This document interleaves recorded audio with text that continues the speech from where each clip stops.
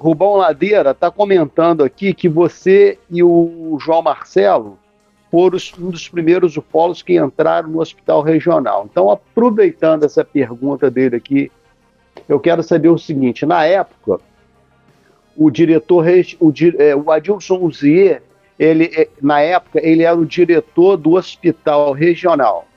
E ele era um dos donos lá do hospital Humanitas. Ele negou o fato na época.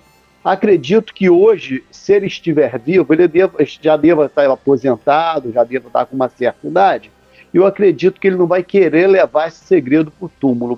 Vocês já tentaram conversar com o Adilson Uzier, que era o diretor do hospital regional, que você entrou lá, conforme está dizendo nosso amigo Rubão? Perfeito, Riba, obrigado pela pergunta.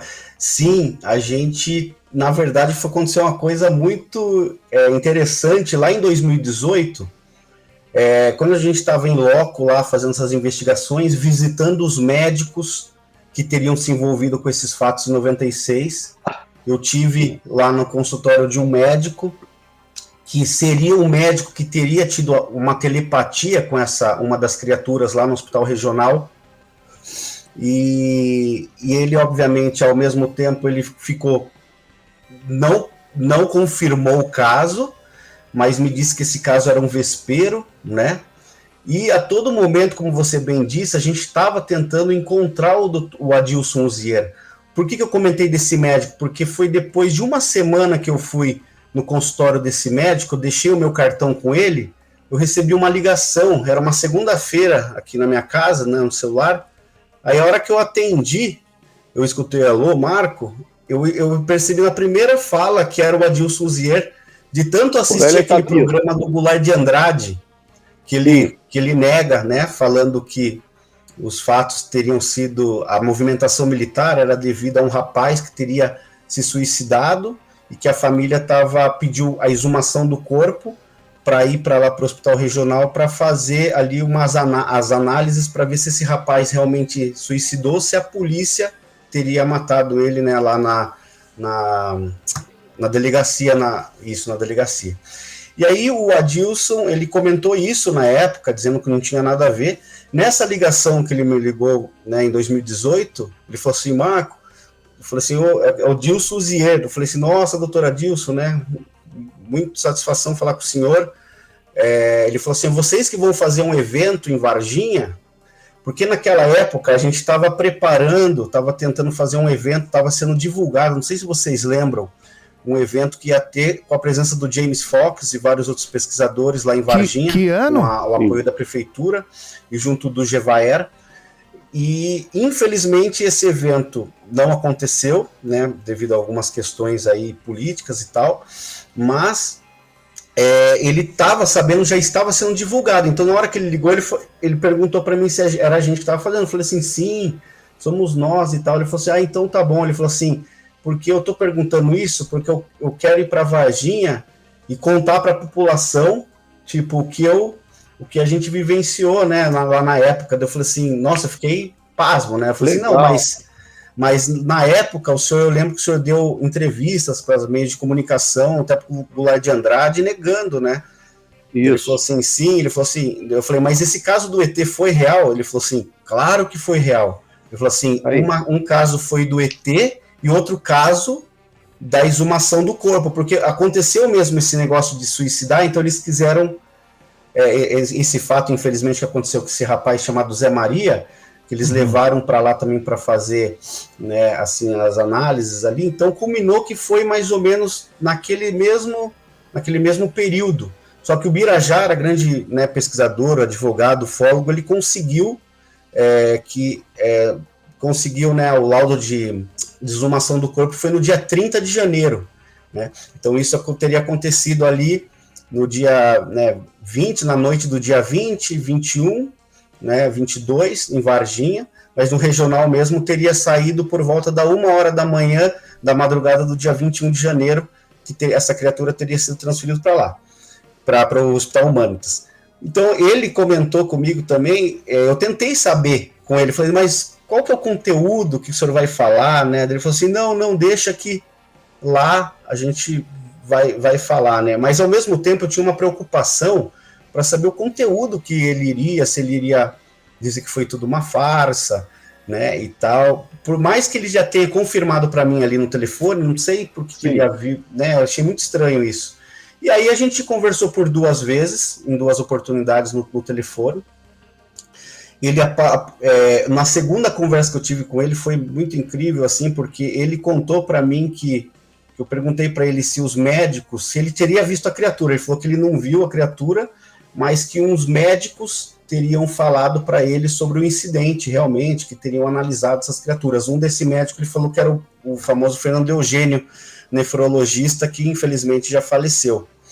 Então, aí a gente tentou viabilizar uma entrevista com ele, porque ele está morando em outro estado, né? Ele até reclamou, que ele falou que na época a imprensa e os ufólogos, né, reclamou um pouco, dizendo que não respeitaram ele, e que ele teve que sair de Varginha, ficou uns 6 meses fora para esperar baixar um pouco a poeira depois de um tempo, e depois eles se mudaram de estado, né? E interessante também que quem corrobora e quem fala do Adilson é o radiologista que nós gravamos, que é uma testemunha nova também do caso, que é um radiologista que alega que teria feito a radiografia num corpo que estava dentro de um saco plástico preto de defunto. Só que, nesse caso do radiologista, ele comenta que era umas 9h30 da manhã, o Adilson Zier chamou ele, falando que ele ia fazer um procedimento, né? Uhum. E que era um procedimento com militares e tal. Aí, quando ele desce, normalmente, para fazer o procedimento de tirar lá o raio-x, ele fala que entra na sala 2 policiais da Polícia Militar do Sul de Minas, que eram de Belo Horizonte, e 2 militares fardados com a farda do Exército, da ESA. E eles falam que eles estavam carregando como se fosse aquele caixote onde se comporta defunto. Sim. E aí, antes de eles abrirem, um desses militares do Exército deu para ele tipo uma pomada para ele passar dentro tipo uma pasta, do nariz, né? Uma porque pasta, o odor era né? muito forte. E aí ele comenta que eles estavam portando máscaras, né? Os militares, máscaras, luvas, diz que tinha um que tinha até avental. E aí eles retiram, né, abrem essa caixa, tiram, né, esse plástico preto, colocam em cima ali da maca onde se faz, tiram o raio-x, ele faz essas radiografias, e dali ele começou a tirar radiografia, só que com o saco fechado, porque em nenhum momento esses militares deixaram esse radiologista ver o que tinha dentro, não deixavam ele nem apalpar, tocar.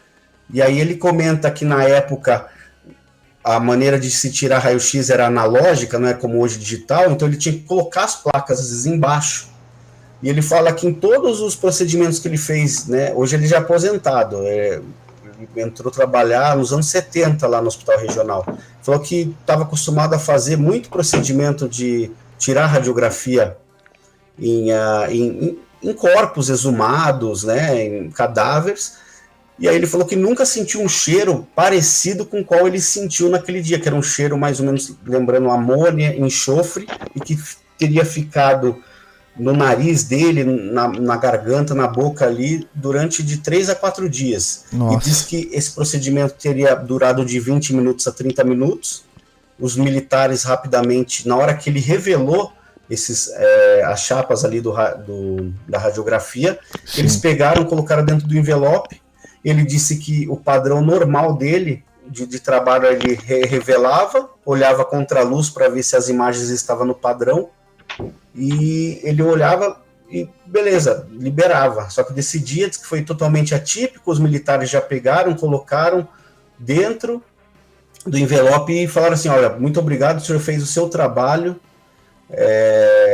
né, e o senhor não viu nada, tipo assim, pediram um sigilo para ele. E ele comenta que o Adilson Zier, ele achou aquilo estranho, ele saiu da área, foi lá com o Adilson, e o Adilson falou assim, olha, não comente nada sobre isso que você fez. Então, ele nunca chegou a comentar isso assim, abertamente, né? Agora que ele aposentou, ele aceitou gravar um depoimento também de costas, do qual ele conta esse incidente, mas ele fala, eu não vi a criatura, eu não vi o ET, mas foi uma circunstância muito estranha que aconteceu lá, o cheiro, eles disseram que tiveram que fechar a ala de raio-x lá, onde recebem o paciente, por causa do odor que ficou no local, e isso também prejudicou lá, né, alguns pacientes que precisavam.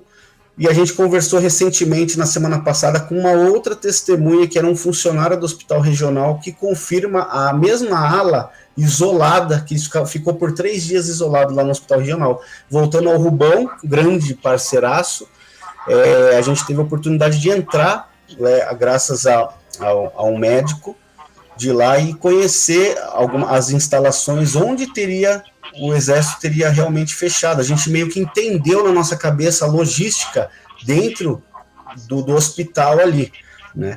Então, inclusive, a gente foi até o ML, onde se tem também informações que foi analisada essa criatura numa rápida passagem que teria ocorrido lá no hospital regional. Eles falam que foi tudo muito rápido e que pouquíssimos assim, médicos, outros profissionais eram liberados para entrar lá numa determinada área, né, quando o exército estava.